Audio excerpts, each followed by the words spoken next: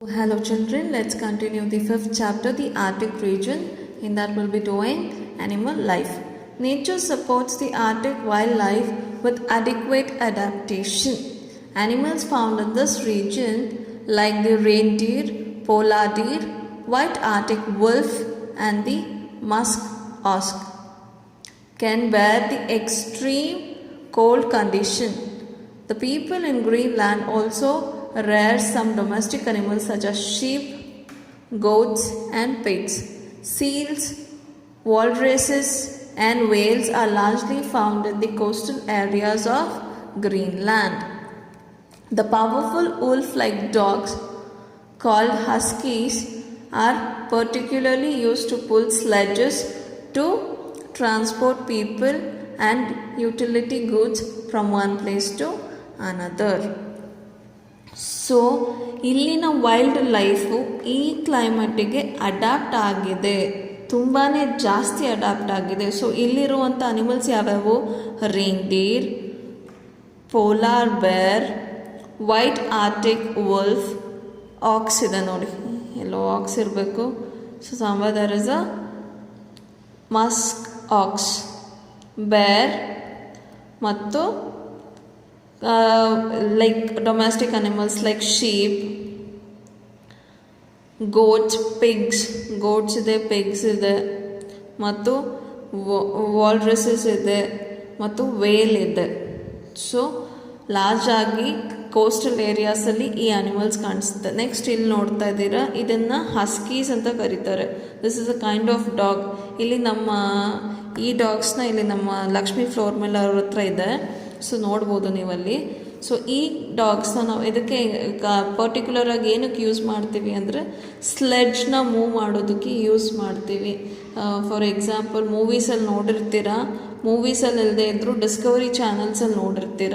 So ಸಣ್ಣ ಸಣ್ಣ goods ಐಟಮ್ನ ಹಿಂದ್ಗಡೆ ಸ್ಲೆಡ್ಜಲ್ಲಿ ಹಾಕ್ಕೊಂಡು ಪುಲ್ ಮಾಡಿಕೊಂಡು ಹೋಗುತ್ತೆ. ನಿಯರ್ಲಿ ಒಂದು 8 to 12 ಡಾಗ್ಸ್ನ ಕಟ್ಕೊಂಡಿರ್ತಾರೆ. ಲೀಡ್ ಡಾಗ್ ಅಂತ ಇರುತ್ತೆ, ಹಿಂದ್ಗಡೆ ಎಲ್ಲ ಫಾಲೋಯಿಂಗ್ ಡಾಗ್ಸ್ ಇರ್ತವೆ. ಸೊ ಈ ಡಾಗು ಈ ಕೆಲಸಕ್ಕೋಸ್ಕರ ಉಪಯೋಗಿಸ್ಕೊಳ್ತಾರೆ. Next life of the people. Inuits or Eskimos. ಎಸ್ಕಿಮೋಸ್ನ ಇನ್ಯೂಟ್ಸ್ ಅಂತಲೂ ಕರೀತಾರೆ. Where the original inhabitants of Greenland. So ಇವರು ಇನ್ಯೂಟ್ಸ್ ಆರ್ ಎಸ್ಕಿಮೋಸು ಇಲ್ಲಿ ಗ್ರೀನ್ಲ್ಯಾಂಡಲ್ಲಿರುವಂಥವ್ರು. So they live in extreme difficult climate condition and make a living by hunting, fishing.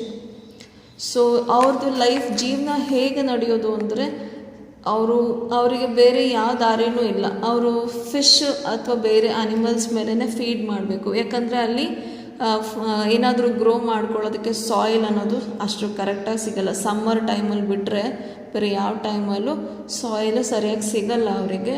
So ಹಾಗಾಗಿ ಅವರು hunting ಮತ್ತು fishing ಮೇಲೇ ಡಿಪೆಂಡ್ ಆಗಬೇಕು. Today these people use modern weapons like guns instead of bow and harpoons for these activities. So ಹಿಂದಿನ ಕಾಲದಲ್ಲೆಲ್ಲ bow and harpoons ಕೂಡ nothing but bow and arrow ಥರನೇ ಇರುತ್ತೆ.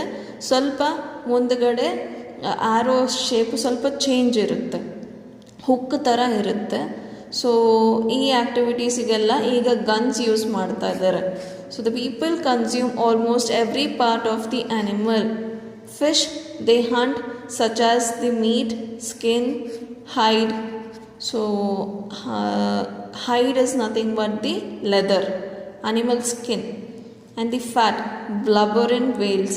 ವೇಲ್ಸಲ್ಲಿ ನಮಗೆ ಫ್ಯಾಟ್ ಲೇಯರ್ ಒಂದು ಸಿಗುತ್ತೆ, ಬ್ಲಬರ್ ಅಂತ ಕರೀತಾರೆ ಅದನ್ನು ಇವರು ಸ್ಟೋರ್ ಮಾಡ್ಕೊಂಡು ಇಟ್ಕೊಂಡಿರ್ತಾರೆ ಆ ಫ್ಯಾಟನ್ನು. Okay, the food is prepared in oil obtained from the animal fat. So ಇದನ್ನು ಏನಕ್ಕೆ ಸ್ಟೋರ್ ಮಾಡ್ಕೊಳ್ತಾರೆ? ಈ ಫ್ಯಾಟಿಂದ ಅವರು ಆಯಿಲ್ನ ಪ್ರಿಪೇರ್ ಮಾಡ್ಕೊಳ್ತಾರೆ. ಸೊ ಈ ಆಯಿಲ್ನ ಯೂಸ್ ಮಾಡಿಕೊಂಡು ಅವ್ರ ಫುಡ್ನ ಕುಕ್ ಮಾಡ್ಕೊಳ್ತಾರೆ, thus providing heat to the body. So fat consumption in the ಬಾಡಿಗೆ ಹೀಟ್ ಪ್ರೊವೈಡ್ ಆಗುತ್ತೆ.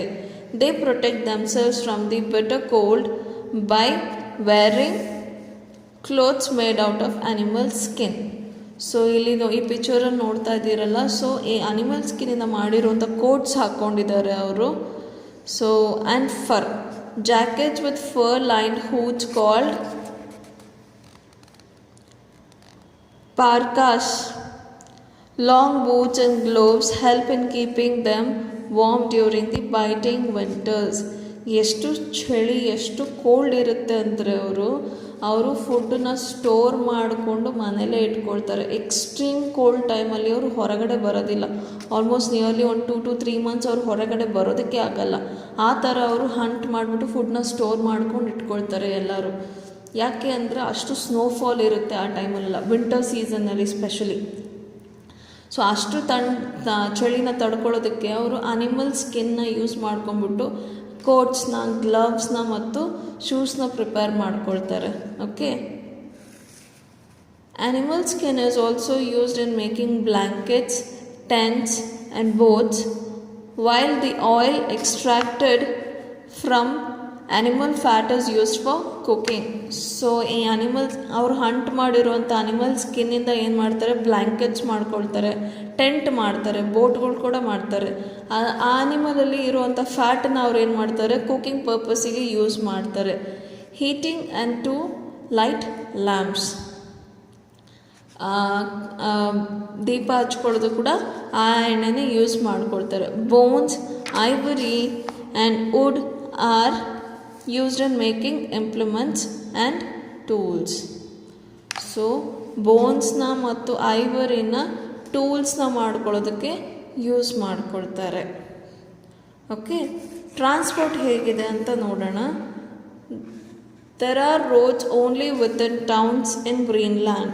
Eskimos travel in ice-covered region on dog sledges or snowmobiles. So ಇಲ್ಲಿ ಕಾಣಿಸುವಂಥ ಡಾಗ್ಸೇ ಹಸ್ಕೀಸು. ಸೊ ಇದನ್ನು ಸ್ಲೆಡ್ಜ್ ಅಂತ ಕರೀತಾರೆ.